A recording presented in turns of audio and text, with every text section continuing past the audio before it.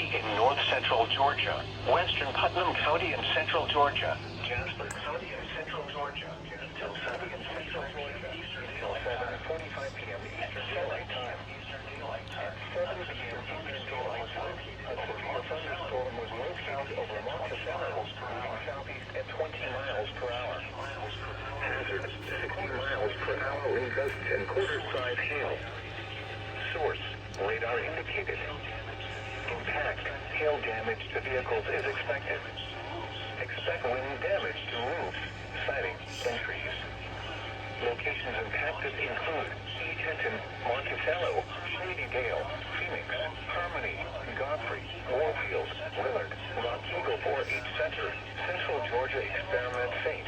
Calvin, Hillsboro, McElhaney's Crossroads, Stanfordville, and Advocate.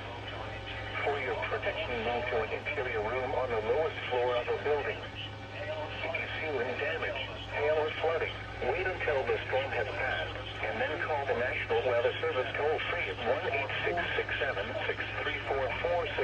1-866-7-634-4664 or tweet us your report at NWS Atlanta.